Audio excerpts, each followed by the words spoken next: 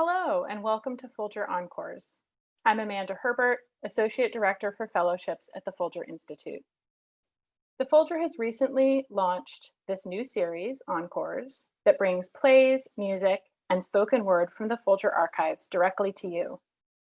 This week, we're revisiting a conversation from early 2019 with the culinary historian, food writer, activist, and living history interpreter Michael W. Twitty, examining the legacy of enslavement on the social, culture, and emotional worlds of American food in his James Beard Award-winning book, The Cooking Gene, A Journey Through African American Culinary History in the Old South. This event was held alongside our exhibition, First Chefs, Fame and Foodways from Britain to the Americas. And we've had the pleasure of collaborating with Michael on many occasions as part of a special project at the Folger called Before Farm to Table, Early Modern Foodways and Cultures, a Mellon initiative in collaborative research run out of the Folger Institute. The premise of the project is that food, then as now, is a basic human need. It also has a history and is a gateway to understanding different societies and cultures. Over the course of this grant, our team has investigated big questions about the way food participates in and actively shapes human knowledge, ethics, and imagination. These include things like the unevenness of food supply, the development and spread of tastes, the recognition of the experiences of enslaved food workers, and the socially cohesive rituals of eating together. Our hope has been that a fresh understanding of a pre-industrial food world will give us purchase on the post-industrial assumptions, aspirations, and challenges surrounding modern foodways. Every time I have the privilege of speaking with Michael, my whole outlook changes. My brain buzzes with possibility, imagining new ways to read, interpret, and understand the rare books and manuscripts held at the Folger. My soul aches, recognizing and remembering the experiences of the enslaved women and men Michael has devoted his life to honoring. And I laugh, belly laugh so hard, because Michael is joyful and fiery and funny and kind, and he reminds us that the true stories of enslaved people do not begin in slavery, nor are they limited to the pain and injustice of bondage, as real as those were. Michael's ancestors were brave, compassionate, resilient, resourceful, inventive, determined, and filled with love. That's their history and their legacy. Michael shows us how important it is to see the honest and rich and full humanity of people from the past. If you'd like to know more about the Folger Institute, visit folger.edu. We hope you will join us for this weekly episode of Encores, highlighting all that the Folger has to offer. Thank you for tuning in.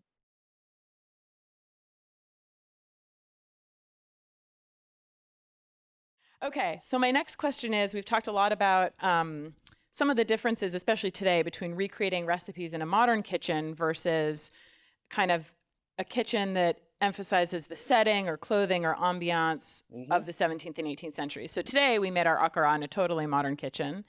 I was wondering if you could just tell us a little bit about what you see the differences are. Obviously, you cook in both kinds of spaces all the time. So where do you see those differences, and what are their different meanings to cooking those different kinds of spaces? Well, let's start with the whole experience in West Africa. In the past 2 years, I've been blessed to be able to go to Senegal, Ghana, Nigeria, and Cameroon. Then next month, Benin and Togo. And akara are the favorite street snack of West Africa. But like we were talking about, do they look right? That's up to grabs. Because in Nigeria, they look one way. In Senegal, they look one way. But in two parts of Senegal, look different ways. Sometimes they're very puffy, look like beignets. And sometimes they look like, black-eyed pea falafel almost. And the thing about it is, it's the same kind of setup, but sort of. Like in Nigeria, it was this big round pot, almost like a deeper wok.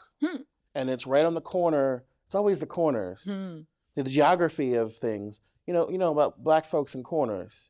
We like to congregate where the crossroads of the spiritual energy is high. And so these women are marketing, and the thing about it is, I told you that the lady in Senegal, her bare hand. And I mean, and then the water thing, right? Like a factory. Amazing. And then she's literally like picking them out with her two fingers in this boiling hot oil. And then the woman in Nigeria used something more like the little grease spider, you use to Oh pick yeah. up the, Mm-hmm. and then, hers look different from hers. Mm-hmm. The taste is a little bit different, but it's the same principle. Mm-hmm. You eat it with a little hot sauce. We made our own hot sauce. That was good, wasn't It it? was really good. So what was in it? What was in it? It's Red like the best onion. thing I've eaten in weeks. Oh, wow. So red onion. What else was in there? Red onion, chili peppers, Ginger, parsley, salt. salt. I think that was I it. think that was it. And we just ground it up in the asanka, which is a spice grinding bowl from Ghana that I got when I was in Ghana. And that's the experience. All you needed was a rock, 3 rocks, and a pot. The 3 rocks symbolize the hearth. They symbolize the Earth Mother. It's important that I say Earth Mother, not Mother Earth. 2 very different concepts. And the idea that the world itself, the cosmos in West Africa, is conceived as the 3 stones and the world is the pot. The pot is also symbolic of the womb. So, that's our ancestral cooking environment. You didn't need much. The pot, the 3 stones, the 1-pot meal, things that were fried, things that were roasted in the ashes of the fire, things that were cooked in leaves, on and so forth. And then our forefathers and foremothers had to learn how to cook in the European way, in the Western kitchen. Massive pots, matte copper and cast iron and, all this stuff, right? All these gadgets. The clock jack to wind to roast the meat at the reset. The tin kitchen, which looks like a George Foreman without the electronics, right? The spider, the skillet on 3 long legs, that's long so that you don't burn your dress or you don't burn your clothes. And that was a frequent way of dying or getting burned back then. So a different, almost as if you're cooking, but you're not cooking with the same exact spirit.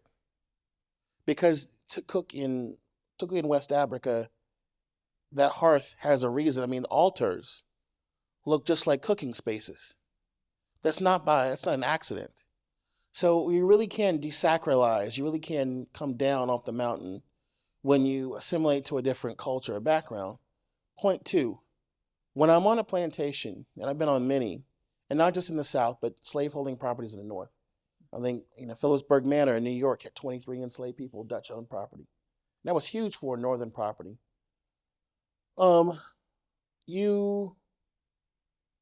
People think this is okay, you do the same things. There's times when I walk into a modern kitchen, I freak out because I don't know how to handle it. I don't know how to cook an industrial kitchen because my first step is cut the wood. Make sure that the wood is the right wood. Make sure that it's dry. Red oak from white oak, make sure it's not evergreen. It has to be deciduous. And if it's invasive wood, it can't be poisonous. You have to think about all those different things. And then you think about what season it is. How much heat do I really want to endure? Depending on what month it is. And then you got to think about what's good. A chicken. You don't just put any old chicken in a pot now. I know everybody thinks that. But a chicken has been running around and lived past springtime. You don't want to fry that chicken. You better boil that chicken for hours. What they call in West Africa, they call it strong chicken. Muscular. I mean, it takes a saw to get through that chicken, I'm telling you. But I've had that right here, in America, and I'm just like, nope. So now I understand that why fried chicken was usually a spring dish. It wasn't eaten year round. Or why, you ate certain, you had to know the cycle of fish in your area. So in Maryland, Virginia, right, you have these brackish creeks, freshwater upper streams, and then salinity heavy lower streams. So you had to know when to fish, when to shellfish, when to collect oysters, mussels, crabs, clams, depending upon what season, where, how many were available, and keep them sustainable. How they keep them sustainable? Our forefathers would perform certain rituals like sconching, which meant that they would actually carve sacred symbols into some of the largest fish and largest oysters and shellfish, or turtles. They were basically sending a message to the other world because they felt that the Bakula, the ancestors, lived beneath the water. When people talked about getting a baptism in the Old South, they said, I'm taking my body to a watery grave. That's not Christological thinking, that's African thinking. And so they were sending these animals back into the element, but they were also doing something that the other colonists failed to do. They got that shad that would take up half the stage and they killed it and ate it. Now realizing that shad can make other shad the same size, it's a genetic code. But our ancestors would go, go back into the water. The next person who catches you knows, don't eat this fish. Don't eat this turtle. Don't eat this oyster. This is for the ancestors. But it's also so that species could perpetuate itself. We knew you don't piss in your own pool. You respect the water that you're given. That's why, go to the continent, there, people say, how can you use the same water for all those things? You don't. You do the laundry at the lowest part. You do drinking at the high part. You do the other stuff at the very lowest part. So that there's one stream of continuing clean water, because you have to respect water. Water is your mother. She's your mama. You don't disrespect your mama.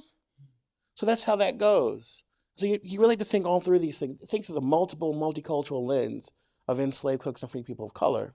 Because on the one hand, they're perpetuating their culture in a resistance that was too quiet to notice.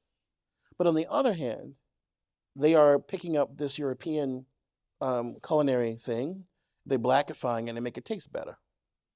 I mean, they took a scone, right, and made it into a biscuit.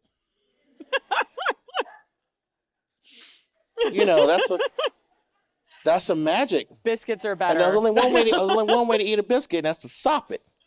And how do you? So I thought about this for years. I'm like, okay, I'm thinking about Latrice right now. Jesus is my biscuit. I'm gonna sop my troubles up, right? And then it's like this. When I went to West Africa, I was like, oh man, we sop because when you eat the fufu, you go. That's the fundamental feeding method, right? I'm like, dang, we've been fufuing and sopping for generations, right? So to be the masters of these kitchens meant to be seasonally aware, to know the utensils, to know the climate, and then think about somebody who had to be, had no control over their lives, right?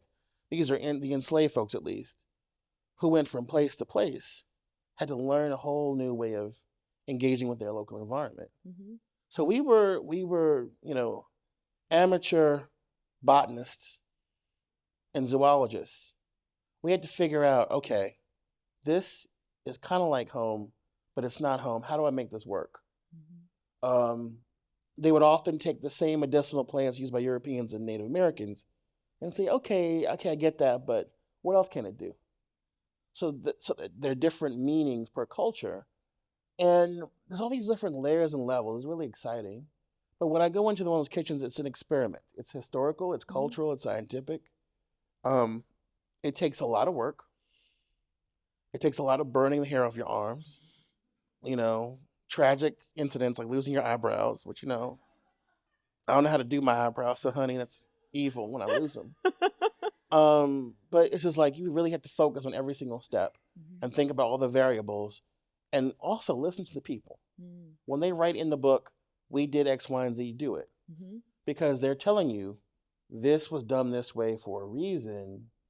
But of course, they're not telling you everything because, they're assuming that you know this already. So when our ancestors were being interviewed during the WPA period in the 1930s, they think that the person listening knows all the cues. But, you have to have a lifetime of living that way to know those cues. So you really have to use your imagination, your scholarship, your common sense, and you have to cook through the different recipes to understand what they mean. And a note about recipes. Our people didn't have recipes. They didn't have no damn technique. You know what my technique is? I put it in a cast iron pot, I stir it in, it's done. That's my technique. And I add flavor to it. That might be the biggest technique of all. And I say that because, no, this isn't about sous videing. It isn't about making a perfect omelet. That's not where we're at. Where we're at is flavor, doneness, communality, spirituality. Those are the basis of our cooking. Nothing more, nothing less. And recipes are formulas to some people, and they're spells to others. This lady has asked me, said one time I did caramel, sea salt, sour cream cheese pound cake. I hear that. Like church. So one lady, she makes it. She writes me this horrible letter. This is plastic. It's awful. I made this for a party, and I can't believe. What you want, a refund, boo? You got a free recipe, so therefore it's your choice. Another lady writes me the same time and goes, I made this for my 25th wedding anniversary, and it worked. I'm like, So I'm telling you, my sister, you made it for a party. You're supposed to make it for your man, or if you make it for him, it'll work. Fire. I love it. So don't use the wrong recipe. Don't use the wrong spells. What I'm trying to get at.